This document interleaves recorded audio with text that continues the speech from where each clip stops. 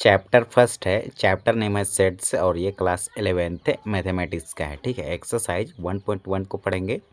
ये मेरा नाम है। ठीक है, तो क्वेश्चन नंबर फर्स्ट है which of the following are sets, मतलब इनमें से कौन सा सेट है। जस्टिफाई योर आंसर, अपना आंसर का जस्टिफाई करना है। तो फर्स्ट में है the collection of all months of a year beginning with the letter J, मतलब जे अक्षर से स्टार्ट होने वाले जितने भी मंथ्स हैं एक ईयर के, उनका संग्रह हमें दिया है। ठीक है, कलेक्शन मतलब होता है संग्रह या फिर उसका इकट्ठा किया गया है। तो ये जो सेट होगा ये हमारा सेट कहलाएगा। ठीक है, ये कलेक्शन ऑफ वेल डिफाइन है। ठीक है, इसका आंसर है the collection of all month of a year beginning with the letter J, मतलब जे अक्षर से स्टार्ट होने वाले जितने भी मंथ हैं इस अ well defined collection of object, मतलब ये जो कलेक्शन है ये सुपरिभाषित है। Because one can definitely identify a months that belongs to this collection, hence this collection is a set। ठीक है, ये नहीं दिखा होगा, अभी दिखेगा। ठीक है, this collection is a set. तो ये जो कलेक्शन है ये सुपरिभाषित संग्रह है। ठीक है, ये जो संग्रह है सुपरिभाषित संग्रह है। 1 मंथ्स में देखो जनवरी JANUARY, ये आर है। ठीक है, और ये वाई है। जनवरी, जून और जुलाई, ये 3 मंथ हैं जो कि जे अक्षर से स्टार्ट होते हैं 1 मंथ 1 ईयर के अंडर में। फिर नेक्स्ट क्वेश्चन है हमारा, क्वेश्चन नंबर 2 है the collection of 10 most talented writers of India, मतलब इंडिया के 10 मोस्ट टैलेंटेड राइटर्स, उनका संग्रह हमें दिया है। ठीक है, तो ये ट्रू होगा, ये सेट होगा या नहीं होगा, तो ये सबके लिए अलग अलग होगा। ठीक है, मतलब 10 मोस्ट टैलेंटेड राइटर्स को अगर हम एकत्रित करेंगे तो किसी के लिए प्रेमचंद है। ठीक है, किसी के लिए सर्वेश्वर दयाल सक्सेना है, किसी के लिए शिवपूजन शाह है, कोई रविदास को मानेगा टैलेंटेड, कोई कबीरदास को, कोई ऐसे ऐसे चेंज होते रहेगा। ठीक है, तो इसे हम लिखेंगे the collection of 10 most talented writers of India is not a well defined, ये वेल डिफाइंड नहीं है।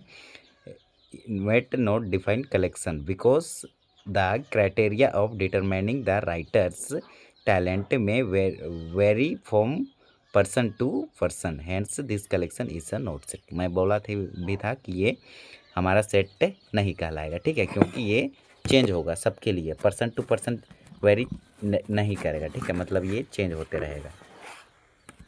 फिर हम पढ़ेंगे प्रश्न संख्या 3 को। 3 में है हमारा a team of 11 best cricket batsman of the world, world के 11 बेस्ट क्रिकेट बैट्समैन चुनना है। ठीक है, तो बेस्ट क्रिकेट बैट्समैन कोई विराट कोहली को मानेगा। ठीक है, कोई सचिन तेंदुलकर को मानेगा, तो कोई धोनी को मानता है, कोई विराट कोहली को मानता है, कोई युवराज सिंह को मानता है, कोई बुमराह को मानता है, ये अलग अलग होगा। ठीक है, तो ये भी हमारा सेट नहीं कहलाएगा, तो इसे हम लिख सकते हैं a team of 11 cricket batsman of the world is not a well defined collection because there the criteria of determining the batsman talent may vary from person to person, hence this collection is not a set। ये हो जाएगा प्रश्न संख्या 3 का answer. प्रश्न संख्या 4 है हमारा the collection of all boys in your school, मतलब आपके स्कूल के जितने भी बॉयज़ हैं, लड़का हैं, उनका कलेक्शन दिया है। तो इसका आंसर होगा the collection of all boys in your class is a well defined collection, मतलब ये जो संग्रह दिया है ये सुपरिभाषित संग्रह है। Because you can definitely identify a boy who belongs to this collection, hence this collection is a set, मतलब इसको आप इजीली काउंट कर सकते हो कि आपके क्लास में कितने बॉयज़ हैं। ठीक है, रोल नंबर से भी काउंट कर सकते हो या फिर ऐसे भी आप रो बाय रो या फिर कॉलम बाय कॉलम करके आप लड़कों का संख्या फाइंड आउट कर सकते हो, जो और जितने भी होंगे वे निश्चित होंगे। ठीक है, 50 होंगे, 50 होंगे, 150 होंगे या फिर 160 होंगे या फिर 75 होंगे, जितने भी होंगे उसको आप इजीली काउंट कर सकते हो। ठीक है, 30 होंगे, 35 होंगे, जो भी होंगे वो एक नंबर होगा जिसे आप इजीली काउंट कर सकते हो, तो ये हो जाएगा आपका सेट। 5th में the collection of all natural number less than 100, मतलब नेचुरल नंबर स्टार्ट होता है आपका 1 से लेकर 1 2 3 4 ये जाता है 100 तक, तो लेस देन कहने का मतलब 100 से कम, तो 1 से लेकर के 99 तक जो भी नंबर है उसे कहते हैं नेचुरल नंबर। तो ये जो कलेक्शन दिया है ये ट्रू है, मतलब ये सेट हो जाएगा, तो इसे हम लिख सकते हैं the collection of all natural number less than 100 is a well defined collection. मतलब ये जो कलेक्शन है ये सुपरिभाषित संग्रह है, ट्रू होगा, ठीक है। Because one can definitely identify a number that belongs to this collection, hence this collection is a set. मतलब ये जो कलेक्शन होगा, मतलब ये जो दिया गया है कलेक्शन, ये हमारा सेट हो जाएगा। सेट मतलब समुच्चय, हिंदी में समुच्चय, ठीक है। तो अगला पढ़ेंगे हम प्रश्न संख्या 6 में, a collection of novel written by the writer Munshi Premchand. मतलब नॉवल जो लिखे गए हैं मुंशी प्रेमचंद के द्वारा जितने भी नॉवल लिखे गए हैं उनका कलेक्शन हमें दिया गया है। तो जितने भी नॉवल लिखे गए होंगे मुंशी प्रेमचंद के द्वारा, जितने भी होंगे वे श्योर है, निश्चित है, ठीक है। तो केवल इसमें कंपटीशन का बात नहीं हुआ है, केवल मुंशी प्रेमचंद का बात हुआ है, तो ये हमारा सेट कहलाएगा, ठीक है। तो इट इज़ सेट लिख सकते हो, या फिर इसको लिखना चाहते हो तो आप लिख सकते हो a collection of novel written by the writer Munshi Premchand is a well defined collection because one can identify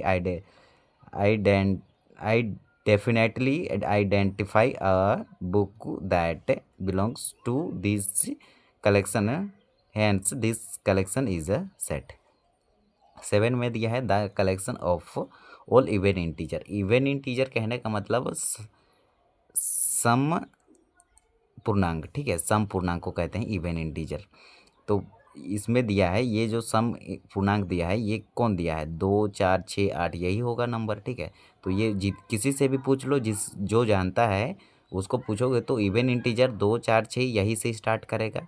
कोई नहीं बोलेगा कि 5 10 15 50, ऐसे कुछ नहीं, कोई नहीं बोलेगा, ठीक है। इवन इंटीजर जो 2 से पूरा पूरा डिविजिबल हो, तो 2 आता है, फिर 4 आता है, फिर 6 आता है, फिर 8 आता है, ऐसे जाता है। तो ये जो कलेक्शन दिया है ये श्योर है, निश्चित है, ट्रू है। तो ये हो जाएगा the collection of all even integer is a well defined collection because one kind definitely, इसको डेफिनेटली पढ़ेंगे, ठीक है, इसको आइडेंटिफाई पढ़ेंगे। तो because one can definitely identify an even integer that belongs to this collection, hence this collection is a set. इसके पहले जो भी क्वेश्चन हम पढ़े, ठीक है, तो इसको डेफिनेटली को हम कुछ दूसरा पढ़ रहे थे, ठीक है, तो उसके लिए हम माफ़ी मांगते हैं। ये डेफिनेटली है मतलब एकदम श्योर है, निश्चित है, ठीक है। और इनडेफिनेटली कहते तो वो अनिश्चित होता है, तो डेफिनेटली है मतलब एकदम निश्चित है, श्योर है, सही बात है, ठीक है।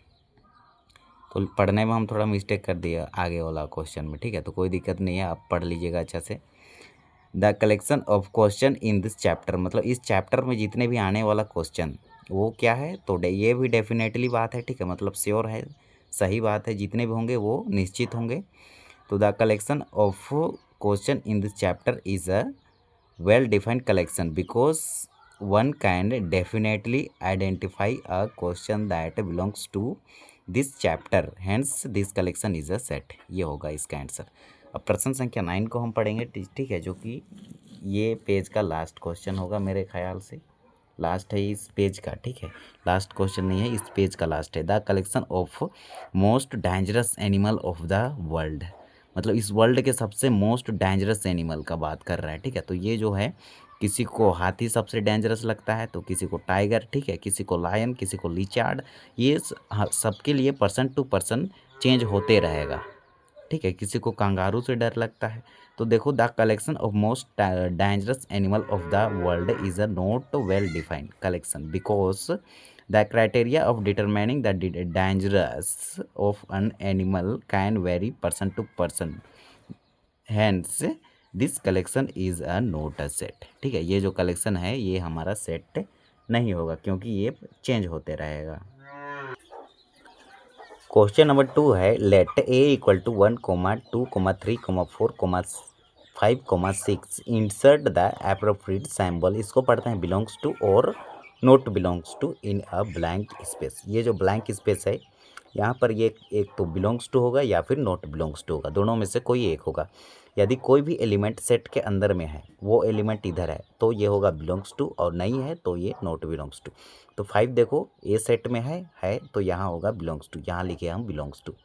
अब देखो 8 ये सेट के अंदर में है, नहीं है तो ये होगा नॉट बिलोंग्स टू। जीरो नहीं है तो ये भी होगा नॉट बिलोंग्स टू। देखो फोर, फोर है इसके अंदर में तो ये होगा बिलोंग्स टू। और देखो टू, टू यहाँ पर है तो ये भी होगा बिलोंग्स टू। और 10 देखो 10 ये नहीं है तो ये होगा नॉट बिलोंग्स टू। ठीक है, बस हो गया, इसका कोई ज़्यादा इसमें कठिन नहीं था। ठीक है, और थर्ड में है write the following set in roster form. इसको हमें रोस्टर फॉर्म में कन्वर्ट करना है। ये जो हमें दिया है ये है हमारा सेट बिल्डर फॉर्म में। तो ए इक्वल टू दिया है एक्स सच दैट एक्स पढ़ो, या फिर एक्स कोलन एक्स, या फिर एक्स बिलोंग्स टू एक्स पढ़ो। Is an integer and -3 less than equal to x less than 7 है।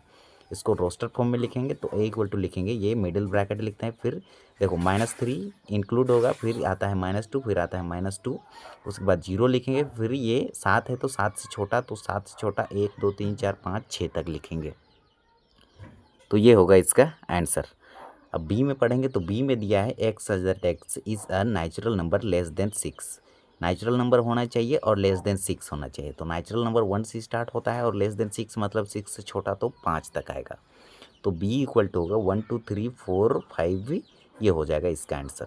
थर्ड में है x such that x is an 2 digit natural number such that sum of its digit is 8। मतलब 2 digit natural number लेना है और इसका सम जो है ऐड करेंगे तो हमें 8 आना चाहिए। तो नेचुरल नंबर 1 और 7 को लेंगे, 17 को लेंगे। ठीक है, तो ये दोनों को ऐड करेंगे तो हमें 8 मिल जाएगा। उसके बाद ये दोनों को ऐड करेंगे तो भी मिलेगा, इसको ऐड करेंगे तो भी 8 मिलेगा, इसको ऐड करेंगे तो भी 8, इसको ऐड करेंगे तो भी 8, इसको ऐड करेंगे तो भी 8, इसको ऐड करेंगे दोनों को जोड़ेंगे तो भी 8 मिलेगा।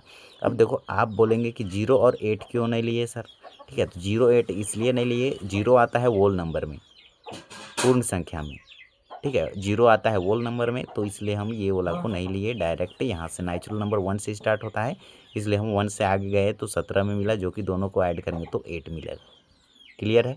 अब जाते हैं हम डी नंबर में। ठीक है, डी क्वेश्चन है हमारा x such that x is a prime number.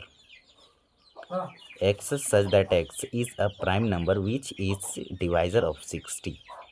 ठीक है, तो 60 का प्राइम फैक्टर करेंगे तो हमें 2 2 3 मिलता है। और सेट के अंदर में कोई भी एलिमेंट रिपीटिशन अलाउ नहीं रहता है, तो 2 को केवल एक बार लिखेंगे और ये 3 रहेगा हमारा, और ये वाला 5 को यहाँ लिख लिए। तो ये होगा इसका आंसर। प्रश्न संख्या 5 को सॉल्व करेंगे हम। 5 में है ई इक्वल टू दिया है, हमें क्या दिया है तो ई इक्वल टू दिया है the set of all letters in the trigonometry. ठीक है, तो ये ट्राइग्नोमेट्री दिया है, इसका हमें ये सेट बिल्डर फॉर्म में दिया है, इसे हमें कन्वर्ट करना है रोस्टर फॉर्म में, या टैबलर फॉर्म भी कहते हैं रोस्टर फॉर्म को। तो इसमें रिपीटिशन अलाउ नहीं रहता है, तो ये टी को लिखे, फिर ये आर को लिखे, फिर आई को लिखे, फिर जी को लिखे, फिर ओ को लिखे, फिर एन को लिखे। ठीक है, उसके बाद ओ को पहले लिख लिए हैं इधर तो नहीं लिखेंगे, एम को इधर लिख लिए यहाँ पर। फिर देखो ये टी और आर को पहले लिखे हैं, टी और आर, तो डायरेक्ट वाई को लिखे। ये होगा इसका आंसर। एफ में है क्या है तो एफ में है the set of letter in the word better. ठीक है, कि बेटर पढ़ेंगे, बटर पढ़ेंगे। ठीक है, बी बेटर पढ़ेंगे। ठीक है, बटर नहीं पढ़ेंगे, बेटर दिया है तो बेटर का देखो बी को लिखे, ई को लिखे, टी को लिखे। अब देखो ये दोनों को तो लिख चुके हैं तो डायरेक्ट आर को लिखे। रिपीटिशन अलाउ नहीं रहता है सेट के अंदर में, इसलिए। ठीक है, अब प्रश्न संख्या 4 को हम सोल्व करेंगे। 4 में क्या दिया है तो हम पढ़ लेते हैं। 4 में क्या दिया है, क्वेश्चन नंबर 4 में दिया है write the following set in the set builder form. इसको हमें सेट बिल्डर फॉर्म में लिखना है। तो 3 दिया है, 6 दिया है, 9 दिया है, 12 दिया है। तो इसे हम लिखेंगे X such that X equal to 3n। मतलब n का जो n जो बिलोंग करेगा नेचुरल नंबर से 1 less than equal to x less than equal to 4। मतलब 1 का जो एक्स का जो वैल्यू होगा नेचुरल नंबर होगा और 1 से लेके 4 तक होगा, तो ये सारे वैल्यू मिल जाएगा इसमें। 1 से मल्टीप्लाई करेंगे ये, 2 से मल्टीप्लाई करेंगे ये, 3 से मल्टीप्लाई करेंगे ये, 4 से मल्टीप्लाई करेंगे तो ये मिलेगा। ठीक है, तो यहाँ पर हम उसी को यहाँ बताए हैं। तो इसको हम जो दिया है हमें रोस्टर फॉर्म में, तो इसे कन्वर्ट किया हम सेट बिल्डर फॉर्म में, तो हम ऐसे लिख सकते हैं। ये होगा इसका आंसर।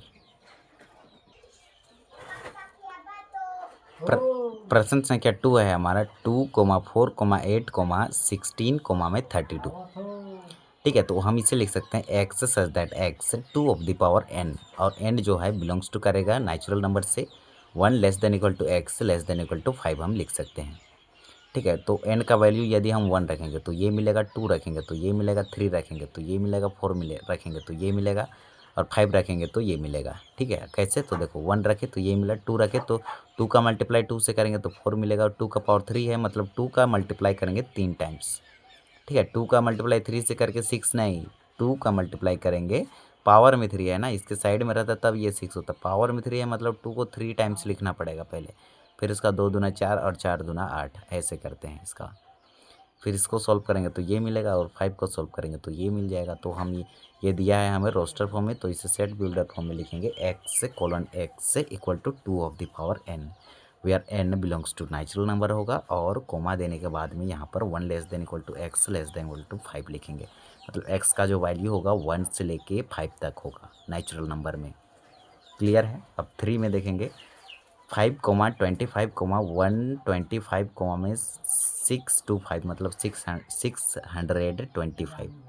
तो इसे हम कैसे लिख सकते हैं, इसे हम उस सेट बिल्डर फॉर्म में लिखेंगे। तो x such that x is 5 की power n, where n belongs to करेगा नेचुरल नंबर, बिलोंग्स टू मतलब हम बताए थे ना कि n का जो वैल्यू होगा वो नेचुरल नंबर के अंदर ही रहेगा, और कौन कौन रहेगा, तो 1 less than equal to x less than equal to 4, मतलब x का जो वैल्यू होगा ये वाला, ठीक है। इस यहाँ पर जो पुट करेंगे n के जगह पे, वो x का वैल्यू होगा 1 से लेके 4 तक। देखो 1 पुट किए, 2 पुट किए, 3 पुट किए, 4 पुट किए, तो ये मिला, ये मिला, ये और ये 1 2 3 4, ये चारों टर्म मिल गया। तो इसे हम ऐसे लिख सकते हैं। अब प्रश्न संख्या 4 है हमारा, 2 कोमा में 4, 6 सो ऑन गया है, इनफाइनाइट तक गया है, ठीक है। ये हमें दिया है रोस्टर फॉर्म में या फिर टैबलर फॉर्म में, इसे हमें कन्वर्ट करना है सेट बिल्डर फॉर्म में। तो हम इसे लिख सकते हैं x:x पढ़ो, या फिर x बिलोंग्स टू x पढ़ो, या फिर x सच दैट x पढ़ो, कोई दिक्कत नहीं है। इस ऑल इवन इंटीजर नंबर, ठीक है। ये जो है और ये के सभी ऑल इवन इंटीजर है, ठीक है, मतलब सम पूर्णांक है, जितने भी गए हैं सभी के सभी सम पूर्णांक है। अब कहाँ तक गए हैं, ये इनफाइनाइट तक गया है। अब 5 में देखेंगे तो 5 में है 1 कोमा में 4 कोमा में 9 सो ऑन गया है 100 तक। क्लियर है। तो हम इसे लिखेंगे, ये है दिया है हमें रोस्टर फॉर्म में या फिर टैबलर फॉर्म में, इसे कन्वर्ट करना है हमें सेट बिल्डर फॉर्म में। इसे हम लिख सकते हैं x such that x is n की पावर 2 लिखेंगे यहाँ पर, ठीक है। और n बिलोंग्स टू n करेगा natural number, 1 less than equal to x less than equal to 10 होगा। अब देखो n के जगह पे वैल्यू रखो, सबसे पहले 1 रखो, 2 रखो, 3 रखो, 5 6 7 8 9 10, यहाँ पर 10 रखे, ठीक है। तो हमें ये वाला टर्म पूरा मिल जाएगा। क्लियर है। अब हम क्वेश्चन नंबर 5 को सॉल्व करेंगे। 5 में क्या दिया है अभी पढ़ेंगे हम जस्ट। अच्छा, हम पढ़ रहे हैं 5 को। List all the element of the following sets, ठीक है। फर्स्ट में दिया है x such that x is an integer -1/2 less than x less then 9/2। ये जो दिया है हमें सेट बिल्डर फॉर्म में दिया है, इसे हमें कन्वर्ट करना है रोस्टर फॉर्म में। तो देखो -1/2 ये यहाँ पर लिखे हैं, ये 1 को अंदर और ये वाला 2 को बाहर। तो यहाँ 0 दशमलव लिखेंगे, फिर यहाँ 0 लगा सकते हैं। तो यहाँ पर हम करेंगे 2 पचे 10, ठीक है। तो यहाँ पर 2 पचे 10 किए, तो ये देखो यहाँ पर हुआ था कितना, 10 में 10 घटाएंगे तो 0 हो गया, ठीक है। तो 0.5 मिला। अब 0.5 को नंबर लाइन में रिप्रेजेंट करेंगे तो यहाँ पर मिलेगा, और इसको हम सॉल्व करेंगे तो 9 को 2 से डिवाइड करेंगे तो 9 को अंदर लिखेंगे, 2 को बाहर। तो 2 चौके 8 किए, ठीक है। एक 9 में 8 घटाए, एक बचा, एक नीचे उतरा, फिर दशमलव लगाने के बाद 0 लगा दिए, फिर 2 पचे 10 किए, 10 में 10 घटाए 0, तो 4.5। तो 4.5 हमें 4 से जस्ट आगे 5 और 4 के बीच में मिलेगा। तो ये दिया है। अब देखो इसमें इक्वल टू नहीं है, इक्वल टू रहता तो ये शामिल होता, तो ये शामिल नहीं होगा, 4.5 शामिल नहीं होगा, 4 से शामिल होगा इधर 0 तक, तो 0 से लेके 4 तक होगा इसका आंसर। क्लियर है। अब देखो, अब हम इसे पुनः दूसरा क्वेश्चन को सॉल्व करेंगे। तो दूसरा क्वेश्चन है हमारा b इक्वल टू है x such that x is an odd natural number. ये जो नंबर दिया है हमें ओड नेचुरल नंबर दिया है, ये हमें दिया है सेट बिल्डर फॉर्म में, तो इसे हमें कन्वर्ट करना है रोस्टर फॉर्म में। तो हम इसे लिखेंगे b इक्वल टू 1, 3, 5, 7 में 9, ये हो जाएगा हमारा सेट बिल्डर फॉर्म में। सेट बिल्डर फॉर्म में तो था, ये हो गया रोस्टर फॉर्म में। सी में है हमारा x such that x is an integer, x² less than equal to 4, ठीक है। तो लेस देन इक्वल टू 4 है, मतलब यहाँ कहने का तात्पर्य है इंटीजर नंबर x के जगह पुट करना है, तो ये केवल 4 आना चाहिए, 4 के इक्वल हो सकता है लेकिन 4 से छोटा नहीं आना चाहिए, ठीक है। एक्स का वैल्यू हमेशा 4 के इक्वल हो सकता है और 4 से छोटा होना, 4 से बड़ा नहीं होना चाहिए, कहने का तात्पर्य ये है। तो देखो -2 का स्क्वायर करेंगे तो ये माइनस का स्क्वायर करेंगे तो माइनस इंटू माइनस प्लस हो जाएगा, 2 का स्क्वायर 4, -1 का स्क्वायर करेंगे तो 4 से छोटा ही आएगा, 1 आएगा, ठीक है। 0 का स्क्वायर करेंगे ये भी 4 से छोटा आएगा, 1 का स्क्वायर करेंगे तो भी ये 4 से छोटा आएगा, 2 का स्क्वायर करेंगे तो ये 4 के इक्वल आएगा। तो यही चारों नंबर है जो कि ये इस कंडीशन को सेटिस्फाई करेगा, अदरवाइज दूसरा नंबर लेंगे तो ये सेटिस्फाई नहीं करेगा इंटीजर नंबर से।